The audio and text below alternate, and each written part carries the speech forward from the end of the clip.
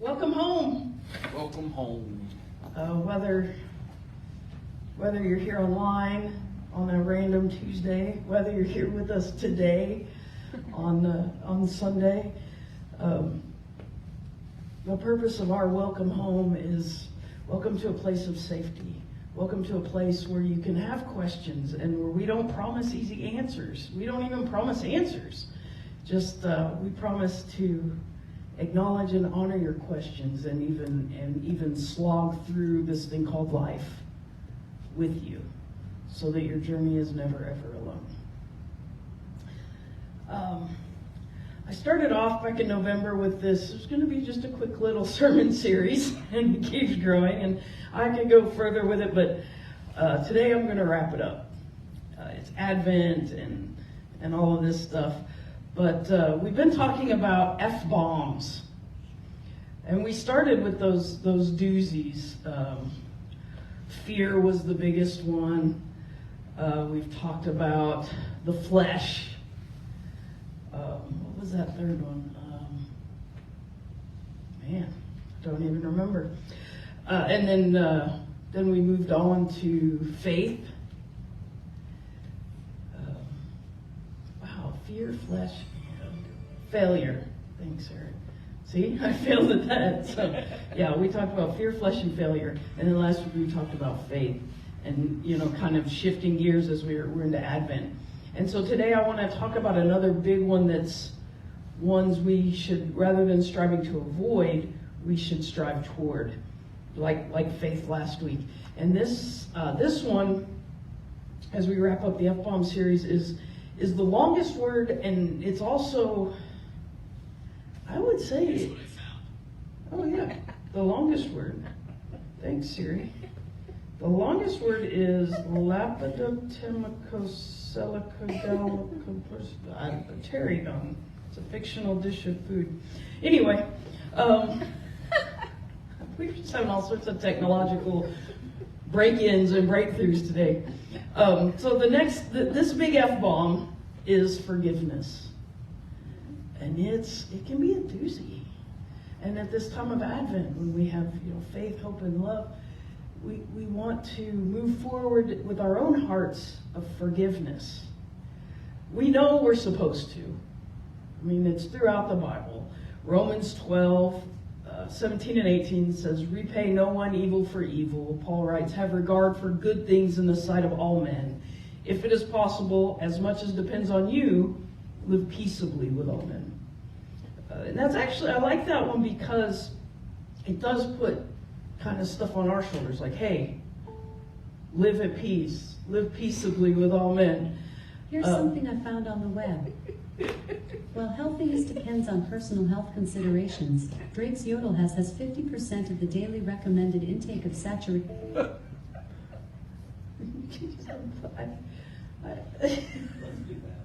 Am I doing something wrong here, Lord? I mean, do you want me to just stop and you can let Siri and Alexa and Cortana talk? Oh, that's awesome. So Romans 12 says that as much as it depends on us, we're to live in peace. That also acknowledges that there's a lot that is out of our hands. And part of forgiveness is releasing what's out of our hands. Even when Paul writes about it, he writes that as much as depends on you, live peaceably. I can't stop every conflict, but I can refuse to participate, if that makes sense, or work to mediate whenever possible. But sometimes it feels just plain unfair.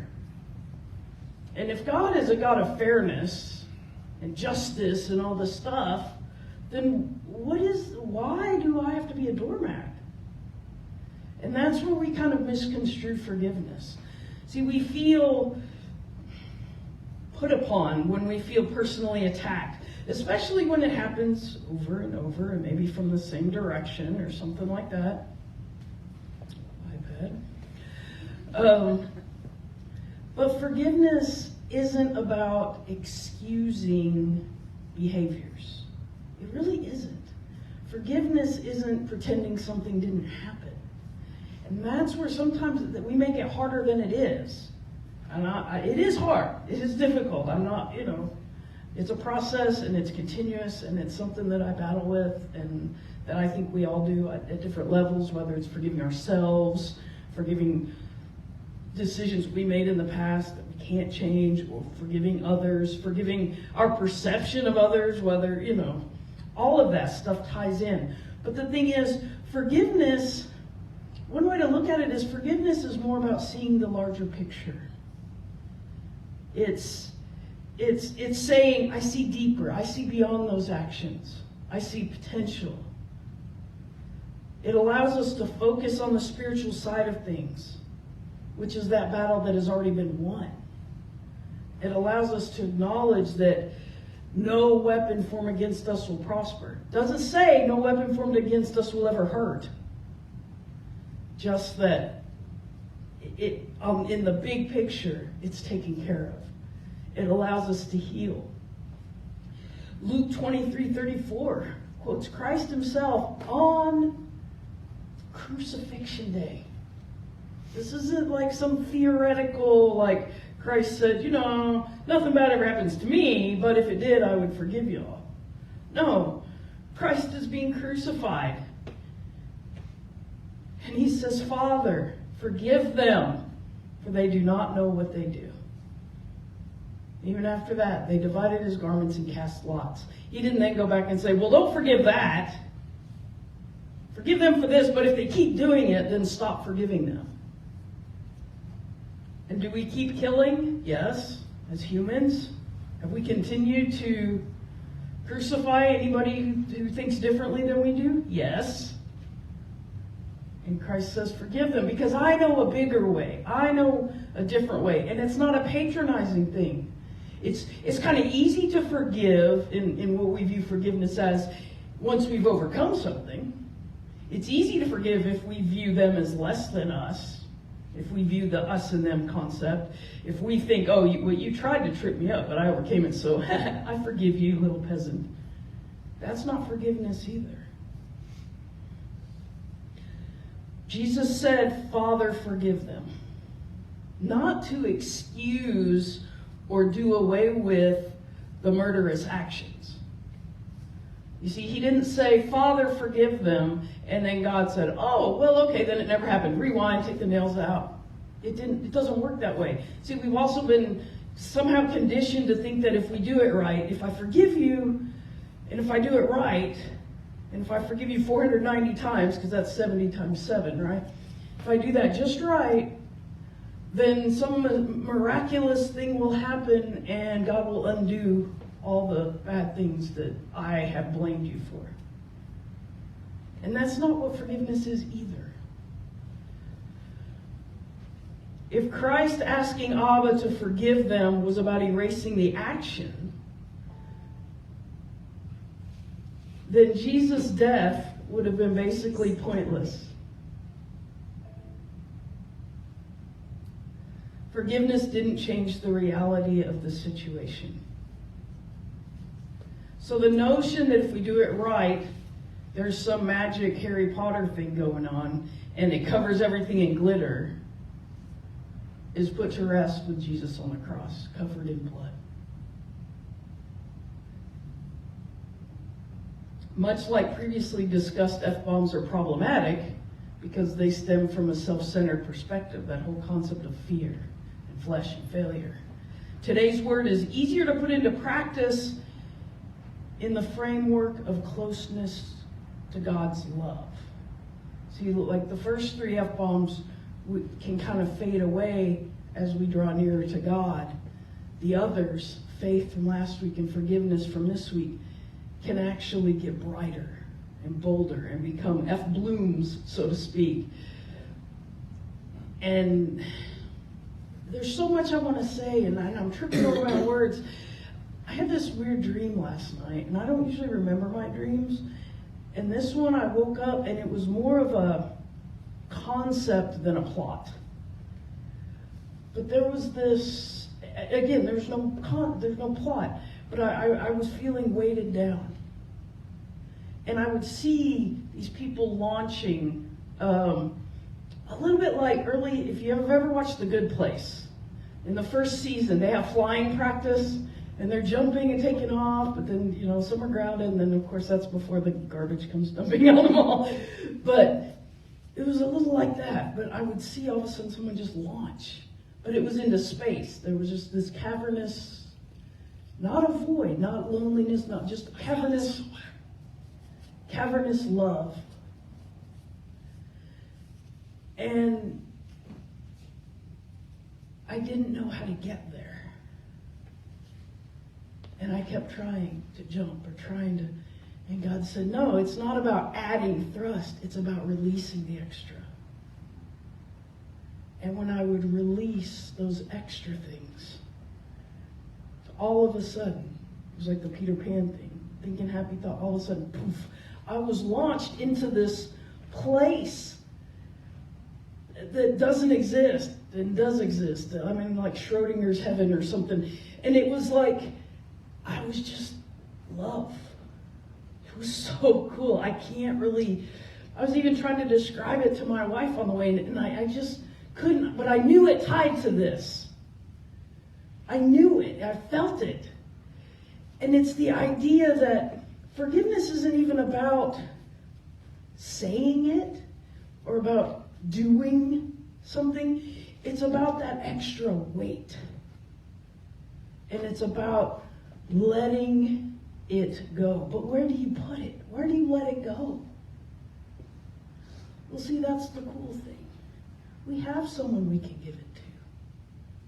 We don't have to carry around that luggage. Forgiving someone means acknowledging that I don't own the right to define what behaviors are or are not sins. And I don't own the right to decide punishments or vengeance. We know the Bible says vengeance is mine. And we're good with it. We're like, vengeance is mine, saith the Lord, and I must be about my Father's business, so I'm going to be the tool of vengeance. But that's not what it means. It's not what God means by that. Paul reminded the Romans, and this time in the Message, I like this version. Paul says, don't hit back. Discover beauty in everyone. If you've got it in you, get along with everybody. Don't insist on getting even. That's not for you to do. I'll do the judging, says God. I'll take care of it. The King James Version of the end of that same passage says, dearly beloved, avenge not yourselves, but rather give place unto wrath. For it is written, vengeance is mine, I will repay, saith the Lord. The problem is, we don't think God repays it in the way we want God to repay it. And that's part of what Christ came to show. And he was murdered for not being a king in the manner that they expected. And again, we blame God when we're like, okay, I will give this to God because he'll take care of it. But then we don't see vengeance in the way we want. Because when God chose to pour out vengeance, he poured it out into this form of a cross. And he said, this is what I do with judgment. I sacrifice myself and say, you call out for blood? You require some sort of payment? Fine. Here's blood. Here's life. Can we get on with it now? Or are you still going to hold on to it? By holding on to it, we're not releasing ourselves.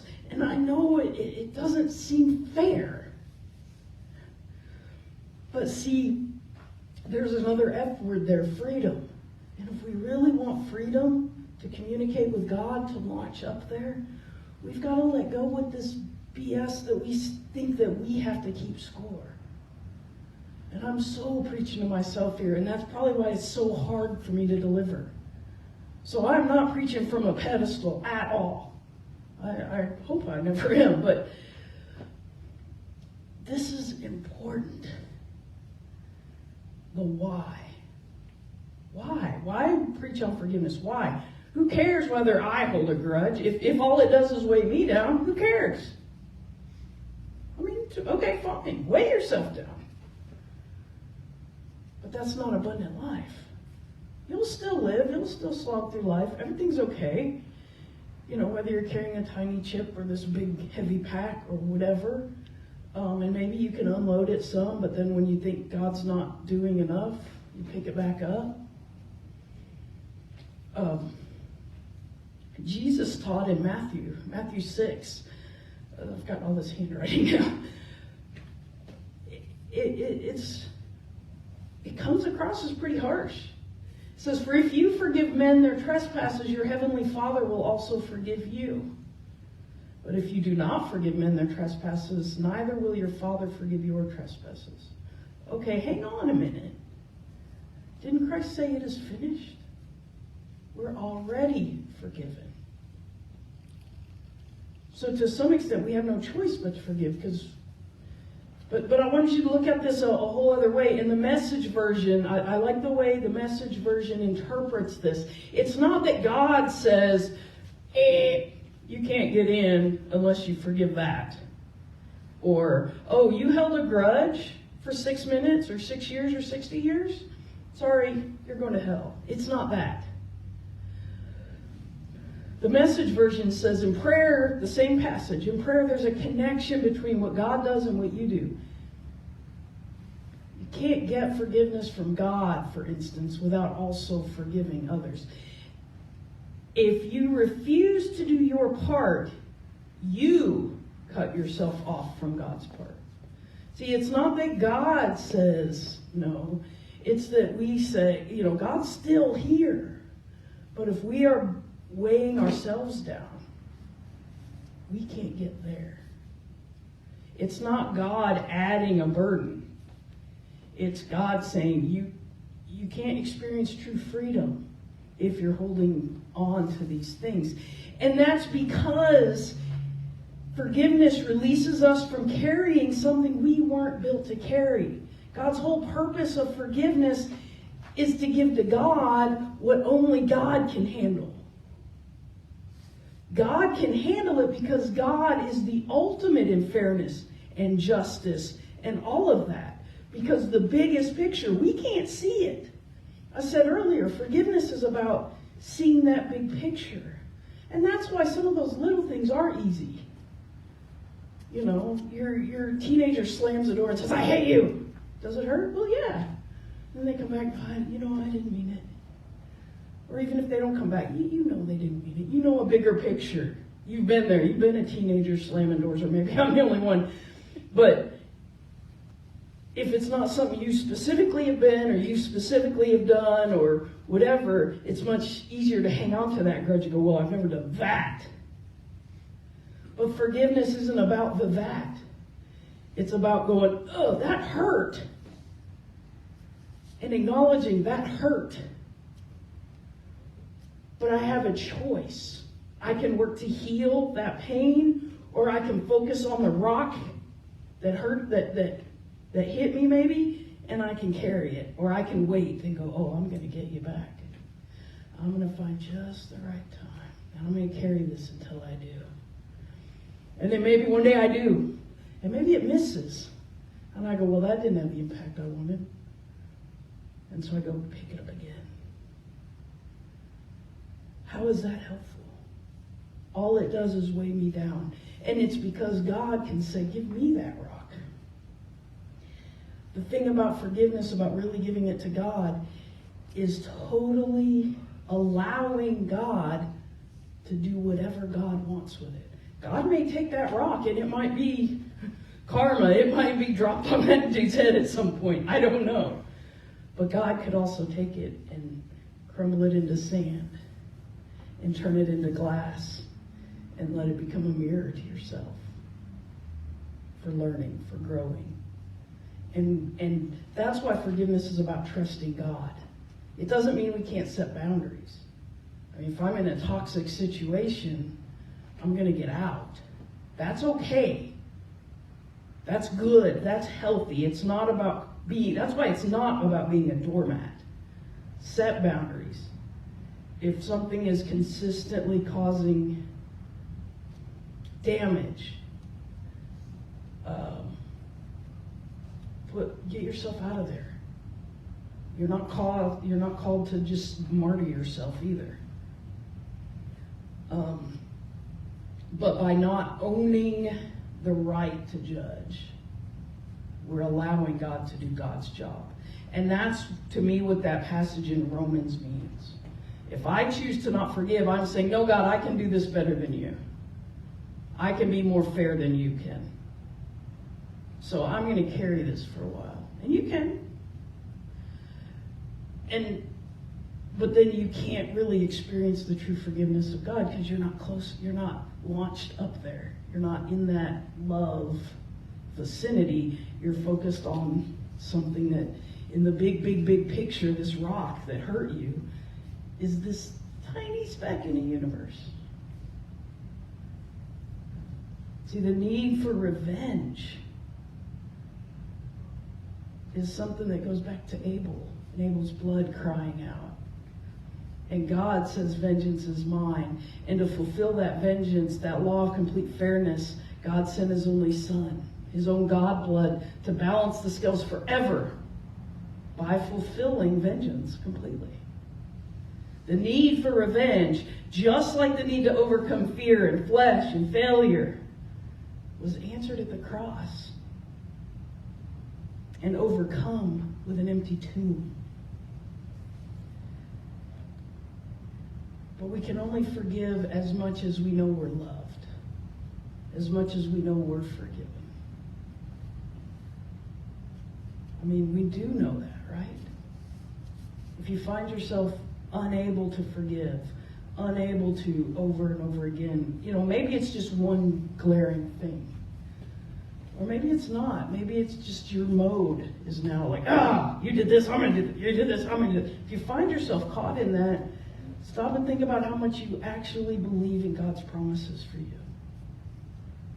Because when you really can absorb that, you really believe that, then a lot of these other things can be healed rather than festering and becoming this gross gangrene that spreads.